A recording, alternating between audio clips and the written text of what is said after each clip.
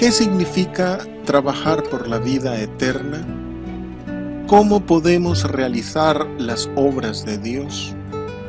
¿Por qué el Señor no dio a los fariseos la señal que le pedían? ¿Qué significa bienaventurados los pobres en espíritu? El día siguiente, la gente que estaba al otro lado del mar vio que no había habido allí más que una sola barca y que Jesús no había entrado en ella con sus discípulos, sino que éstos se habían ido solos. Pero otras barcas habían arribado de Tiberias, junto al lugar donde habían comido el pan después de haber dado gracias el Señor. Cuando vio pues la gente que Jesús no estaba allí ni sus discípulos, entraron en las barcas y fueron a Capernaum buscando a Jesús. Y hallándole al otro lado del mar le dijeron: Rabí, ¿cuándo llegaste acá? Respondió Jesús y les dijo: de cierto os digo que me buscáis no porque habéis visto las señales, sino porque comisteis el pan y os saciasteis. Trabajad no por la comida que perece, sino por la comida que a vida eterna permanece, la cual el Hijo del Hombre os dará, porque a éste señaló Dios el Padre. Entonces le dijeron: ¿qué debemos hacer para poner en práctica las obras de Dios? Respondió Jesús y les dijo: esta es la obra de Dios, que creáis en el que Él ha enviado. Le dijeron entonces: ¿qué señal pues haces tú para que veamos y te creamos? ¿Qué obra haces? Nuestros padres comieron el maná en el desierto, como está escrito: pan del cielo les dio a comer. Y Jesús les dijo: de cierto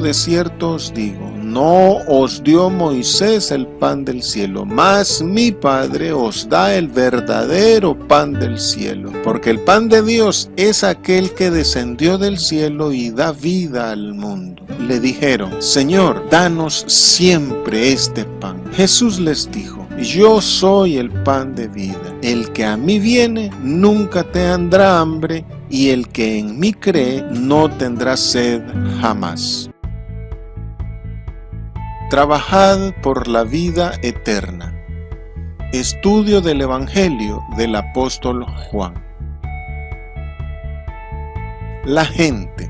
El apóstol Juan se refiere a los que habían comido el pan que Jesús había multiplicado. Al siguiente día, según los sinópticos, esta gente buscó al Señor en Betsaida y vieron que había solo una barca. La gente esperaba ver dos barcas. La que miran corresponde a la que usaron los discípulos al retirarse. La otra barca sería la usada por el Señor Jesús, pero al no verla deducen que Él no está ahí. Había otras barcas cercas, las cuales reconocieron que habían estado en la ribera del lago donde el Señor había multiplicado los panes. Algunos comentaristas bíblicos creen que estas otras barcas fueron prodigiosamente empujadas hasta ahí por el ventarrón de la noche, pero este es un pensamiento milagrerista contrario al mensaje del apóstol Juan. El apóstol Juan las menciona solo para indicar que la gente las usó para continuar su búsqueda del Señor Jesús en Capernaum, donde le encontraron.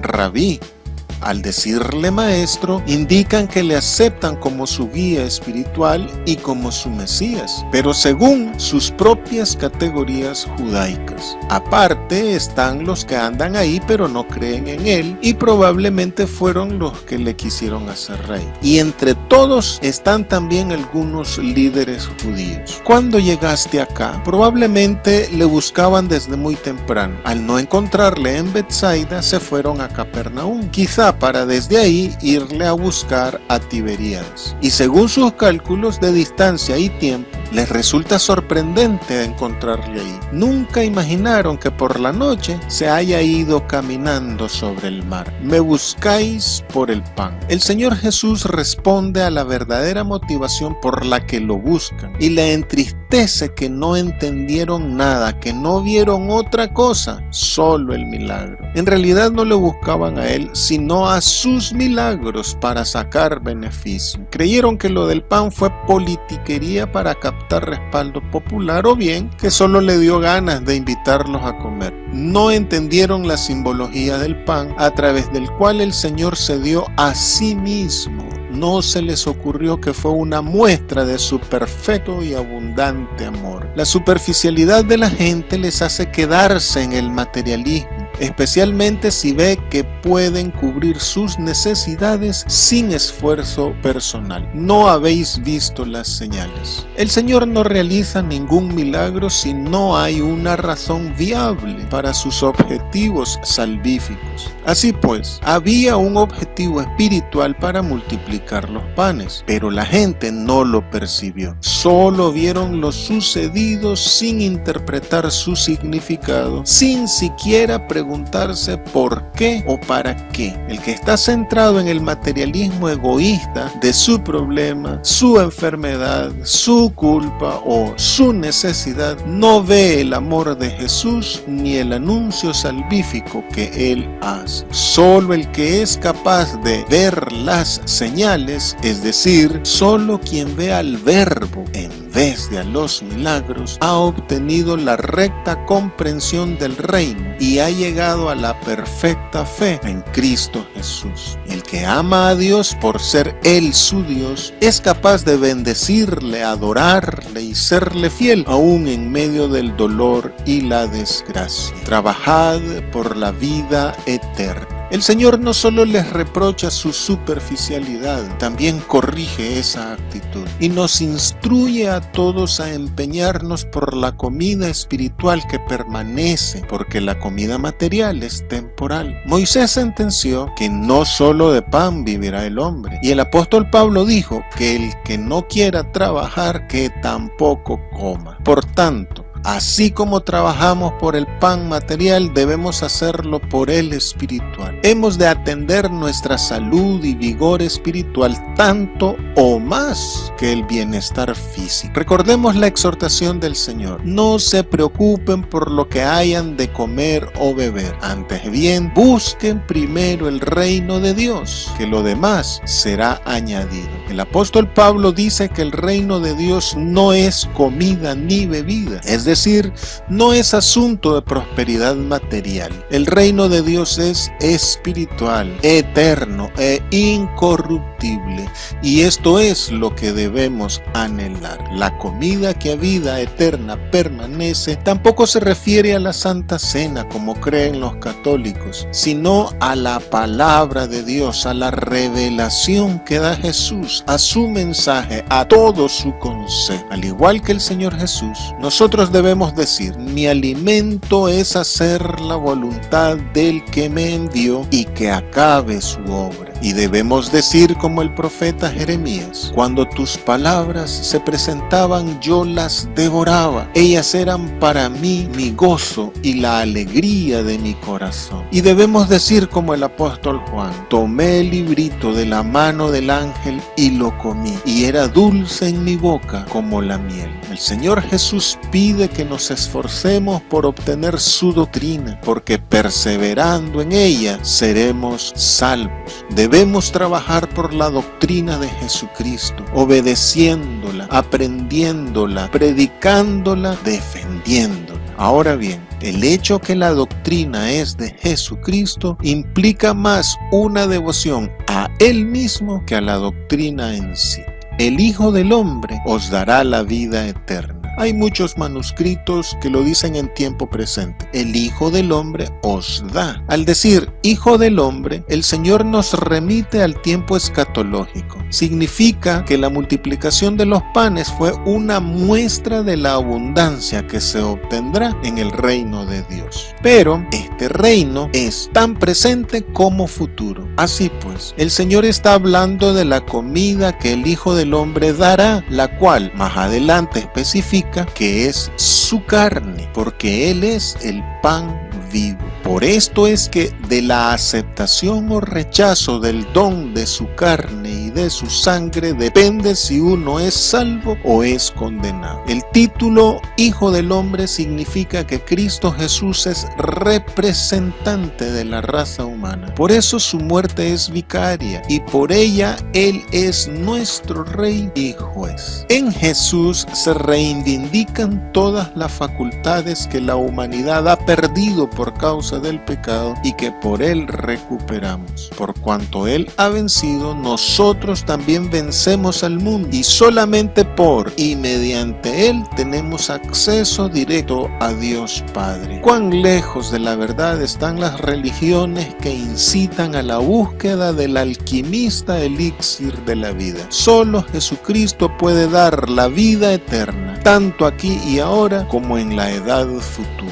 A este señaló Dios el Padre. Dios puso su sello de aprobación en Jesús. Cristo Jesús es el mediador, escogido e inmolado desde antes de la fundación del mundo. Es su Hijo único. Para diferenciarlo y distinguirlo, lo ungió más que a todos nosotros. Por eso es el Hijo del Hombre. Es en el Hijo del Hombre levantado en la cruz que hemos de fijar nuestra mirada, porque esa es la voluntad y la acción de Dios. ¿Cómo podemos realizar las obras de Dios? Al saber sobre el Señor Jesús que Dios el Padre le ha dado su aprobación, los que creen en Él se sienten motivados a pedir de su pan y quieren saber cómo obtenerlo. Todos entendieron en lo que respecta a trabajar por la vida eterna, pero no se imaginaban cómo. Quizá pensaban en un conjunto de prescripciones, como en el judaísmo. Esta es la obra de Dios. A diferencia del judaísmo, que enfatizaba una larga lista de obligaciones religiosas, Jesús destaca una sola: la fe en Él. El Señor ha dicho que hay un pan que sirve para conseguir la vida eterna y que, como Hijo del Hombre, solo Él puede otorgarlo, por lo que primero hay que creer en Él. De aquí que ser cristiano no es creer en Dios, pues también los demonios creen y tiemblan. Ser cristiano es creer en Cristo Jesús. La gente preguntó por las obras en plural, pero el Señor les contestó en singular: la obra, contraponiendo las muchas obras de la ley con la única obra de tener fe en Cristo Jesús.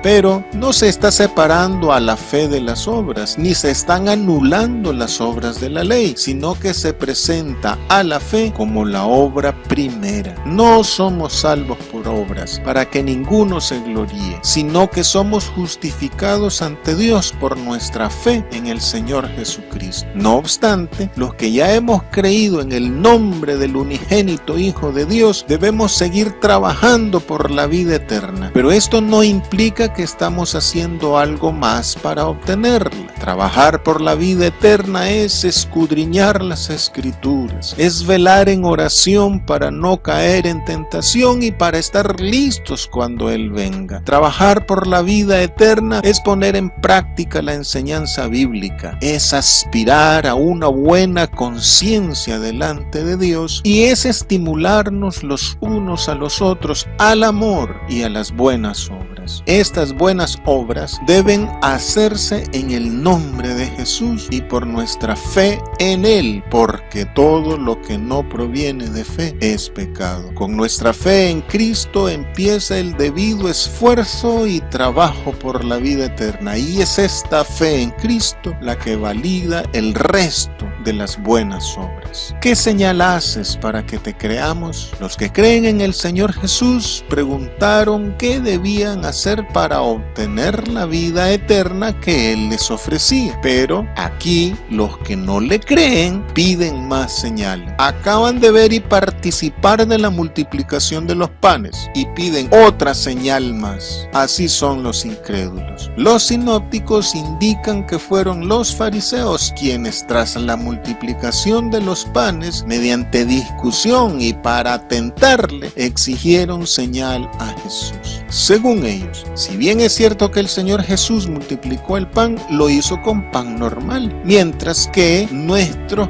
padres, dicen ellos, lo que comieron fue pan del cielo. Hay documentos judíos que enseñan la creencia judía antigua que en el tiempo del fin Israel recibiría de nuevo el maná. Con base en esta creencia, los incrédulos fariseos reclaman ese cumplimiento y entendiendo claramente que Jesús les dice que Él es el Mesías, le piden entonces que repita el milagro del maná. Pero están utilizando este argumento como mera excusa, pues no es un milagro lo que desean ver, sino que organice una rebelión contra Roma para restaurar el reino de Israel. Según otros documentos judíos, el Mesías debía ser como Moisés. Entonces quieren verlo liderando, legislando y juzgando. Pero ni en esta ocasión ni en otra Jesús admitió esa exigencia, negándose a caer en esa tentación. Es que los milagros no son un fin en sí mismos. Su objetivo es despertar la fe en el Señor Jesús y son motivadas por su amor. Los fariseos le piden señal diciéndole, para que veamos y te creamos. Este mezquino interés no cumple el objetivo salvífico del Señor. Por tanto, no hay razón para realizarlo. Por eso dice también el Señor, bienaventurados los que no vieron y creyeron. El verdadero pan del cielo. El Señor Jesús obvia el que los fariseos hayan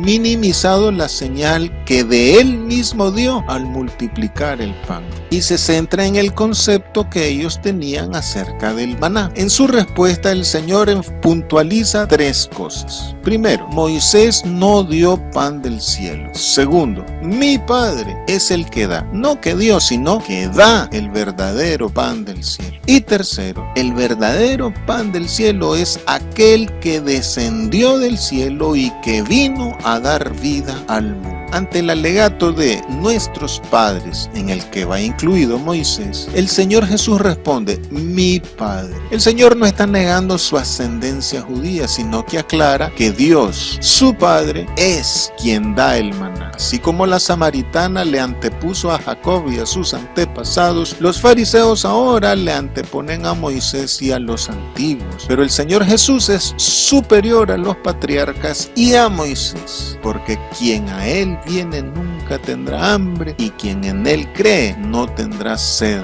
jamás. El Señor Jesús también aclara que el maná no era el verdadero pan del cielo, porque los que lo comieron ya murieron. El verdadero pan del cielo, que es el Hijo del Hombre, da vida eterna, y el que lo come no muere. Por otro lado, la tradición judía relaciona al maná con la ley, la que a su vez era relacionada con la sabiduría. Así, la Torá da vida a Israel, especialmente en la vida futura, que es lo que ellos consideraban vida eterna. En contraste, Cristo Jesús no solo da vida a Israel, sino a todo el mundo.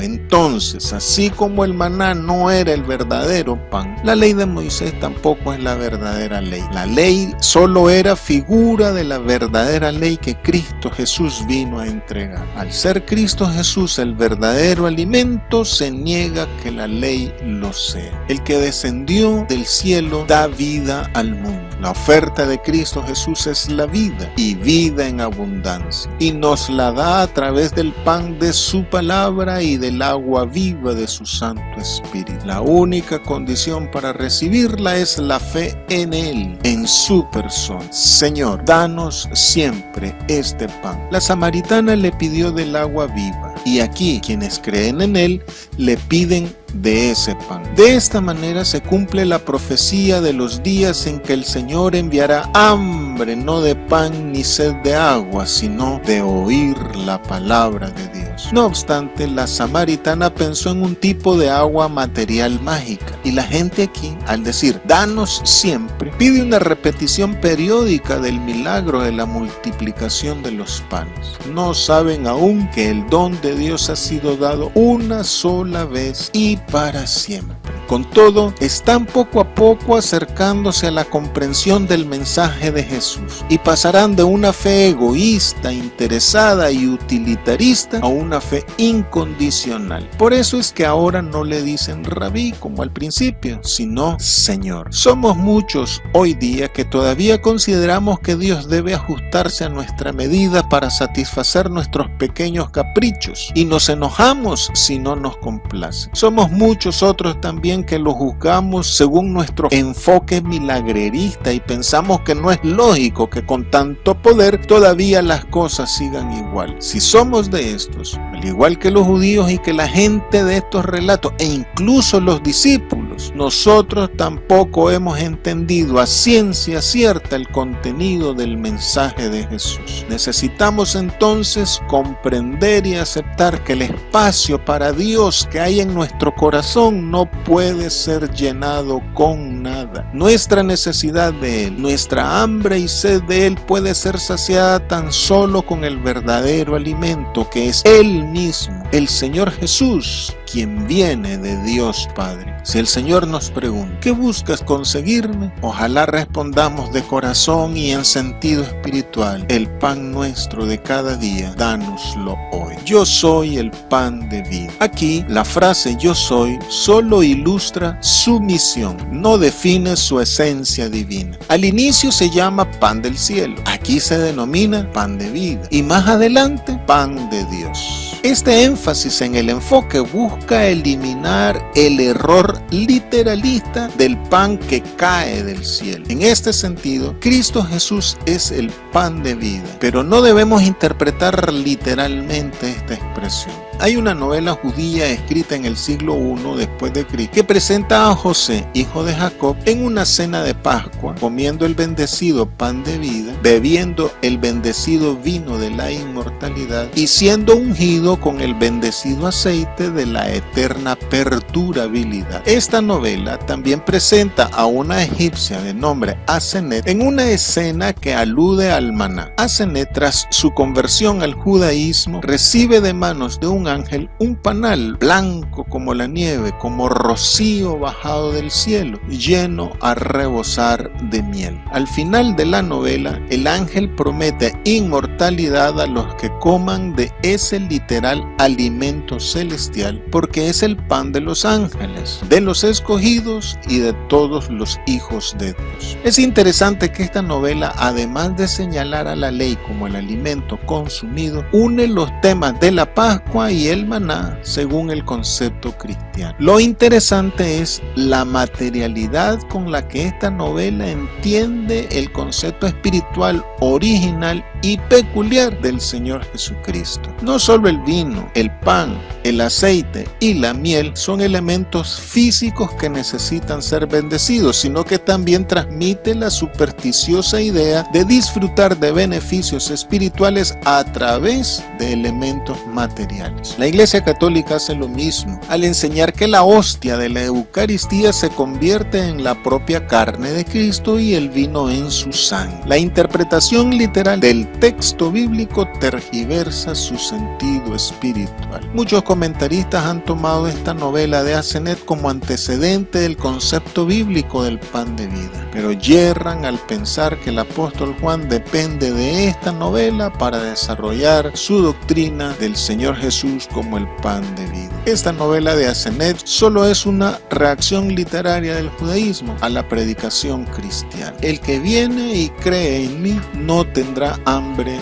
ni sed. El Señor Jesús reitera aquí lo que dijo a la samaritana, que los que beben del agua de la ley vuelven a tener sed. Pero más que referirse a calmar la sed con el agua del Espíritu Santo, el Señor apunta aquí a su sangre como verdadera bebida, como lo explicará más adelante. Aquí indica que los que comen del pan de la ley vuelven a tener hambre, remarcando la insuficiencia de la ley mosaica. Las frases nunca tendrá hambre y nunca tendrá sed son dichas en contraposición a la errónea petición de la gente: danos siempre. A través de las figuras del pan, del agua y de la vida, el Señor enseña que en la vida eterna el hambre, la sed y la muerte son inexistentes. cosas. Al decir, el que viene y cree en mí, el Señor establece que la unión con Él se realiza por la fe y solo los que sienten hambre y sed y se allegan a Él con fe serán saciados. Los saturados, los autosuficientes, los satisfechos de sí mismos no se allegan a Él porque creen que no lo necesitan. Bienaventurados pues los pobres en espíritu, porque necesitados de Él venimos a Él sabiendo que sin Él nada podemos hacer. No volver a sentir más hambre ni sed significa sentir su presencia de manera permanente en nuestra vida. La mutua comunicación entre Él y nosotros, rota por el pecado, es restablecida y ya no hay más vacío existencial ni trastornos de personalidad en nosotros. Y ya no estamos separados ni destituidos de la gloria de Dios, sino que pasamos a ser uno con Él.